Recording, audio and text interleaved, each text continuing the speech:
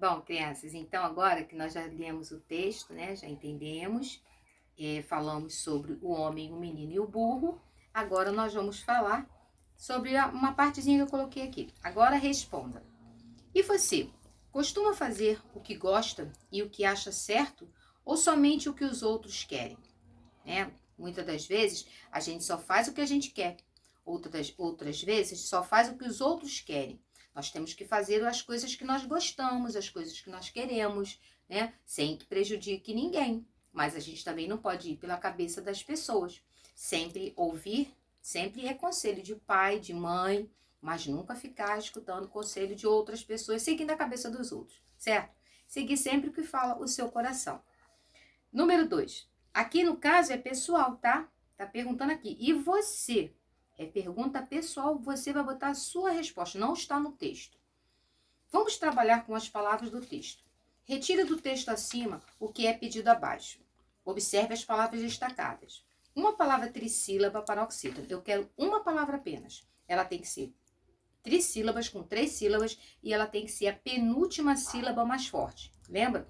Conta de trás para frente, primeira, né? A última, penúltima é a paroxítona. Um verbo no infinitivo da terceira conjugação. Você tem que olhar um verbo que ele termine em ir. Lembra? Terceira conjugação. E ele tem que estar no infinitivo, com aquele pedacinho realmente do ir. Se você der uma olhadinha no texto, eu sublinhei todas as palavras que eu preciso. Só que eu botei mais de uma opção. Aí você vai colocar apenas uma resposta em cada uma. É claro que são várias respostas em cima. Observem e copiem apenas as que estão grifadas. Uma palavra de sílaba com ditongo. Ela tem que ter 2 sílabas e ela tem que ter ditongo. Ditongo, 2 vogais pronunciadas juntas. Não esqueçam.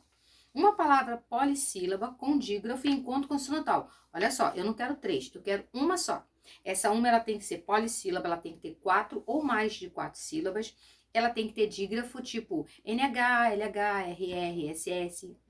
2 letras que formam apenas um som, que é o dígrafo. E o encontro consonantal, consoantes juntas, numa mesma palavrinha. E passando para o número 3. Número 3, pesquise no seu dicionário o significado de garupa. Você vai procurar.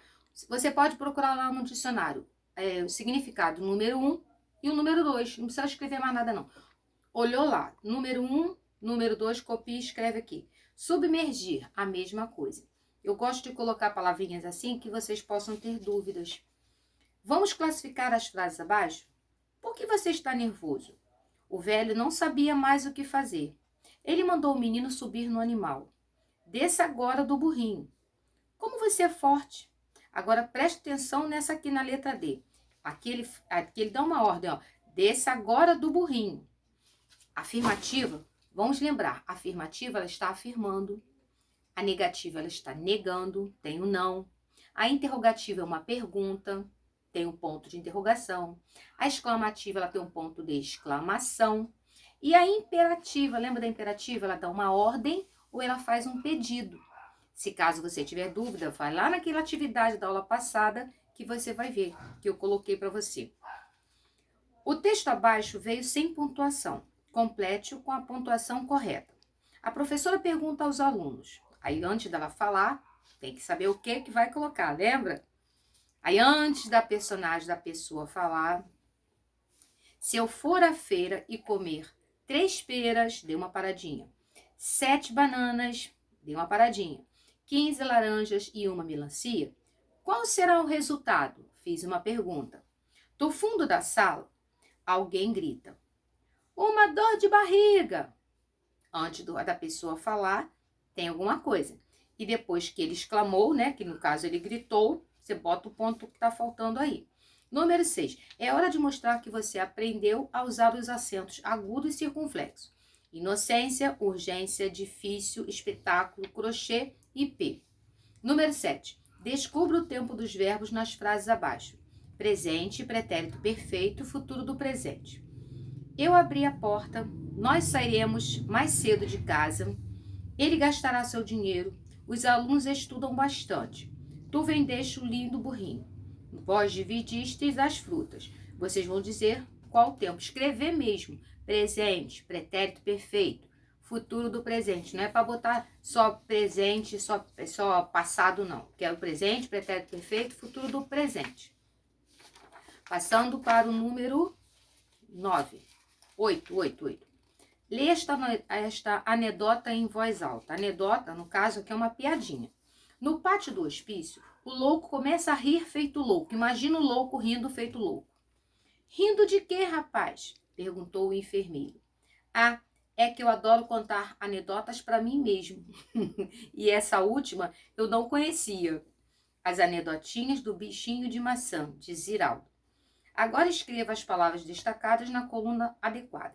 Monossílabos tônicos e monossílabos átonos. Lembrem-se que tônicos são aqueles monossílabos de uma única sílaba forte.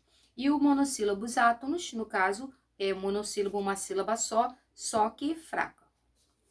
Número 9. E outra coisa, tem que retirar dali da partezinha da piadinha, da anedota. Elas estão em negrito, tá? Para vocês prestarem bastante atenção. Só usem aquelas. Complete as palavras corretamente com S, Z e copias. 20º, cozido, visão, cortesia, brasa, mosaico, usar, corajoso. Acabou de completar com essas letras, repitam as palavras embaixo, tá bom? Qualquer dúvida pode recorrer ao dicionário também. Jogos e brincadeiras, desafios. Aqui é uma parte de ortografia e ao mesmo tempo é uma brincadeirinha para vocês. Responda as charadas usando uma palavra em cada item. Dica: todas as palavras começam com a letra H. Posição dos astros no céu em um momento específico, como o nascimento de uma pessoa. Alguns acreditam que essa posição pode indicar traços de nossa personalidade. A palavra começa com H. Cultivada no quintal é uma pequena plantação de onde colhemos verduras e frutas. Começa também com H. Quando as pessoas estão doentes ou machucadas, e lá vão ter que se tratar. É um mamífero que vive nas savanas africanas, anda em grupo, come carne e parece dar risada. O odor que da boca vem pode agradar ou desagradar. Me diga o nome que tem. Bom, essa parte nós terminamos. Agora vamos falar do para casa. Eu passei uma atividade baseada naquele livrinho do Pinóquio. Vocês lembram do livrinho do Pinóquio? Eu não coloquei o texto aqui porque vocês têm um livrinho. Dei uma lida outra vez, a historinha do Pinóquio, né? As aventuras do Pinóquio. E aí eu botei assim, ó. De acordo com o texto qual você leu, responda. Qual o nome do marceneiro que construiu o boneco de madeira? Muito gostosinho aquele livrinho, né? Que nome recebeu esse boneco? Os olhos do boneco ficaram prontos e no mesmo instante ele ganhou uma boca. Pinóquio teve uma atitude muito feia após ter sido criado. Que atitude foi essa? Você vai escrever que atitude foi essa que ele teve depois que ele ficou pronto. O que você achou da atitude do boneco? Atitude que você achou. Sua resposta. Se você fosse o Pinóquio, o que teria feito após ter ficado pronto? Alguém cria você. Coloca você lá falando, andando, todo prontinho. Você faria o que ele fez? Aqui está perguntando o que você faria. Releia a fala abaixo com atenção. Ai dos meninos desobedientes e que não respeitam os mais velhos. Vão se dar mal e se arrepender. Agora responda. Quem deu esse conselho ao boneco? Alguém deu esse conselho, né? Falando que ai daqueles que desobedecessem. Você vai botar o nome do personagem que falou isso aqui. Certo dia, Pinóquio resolveu que iria sim à escola. Gepeto não tinha dinheiro para comprar uma cartilha para o filho de madeira. O que fez Gepeto? Você vai marcar um X.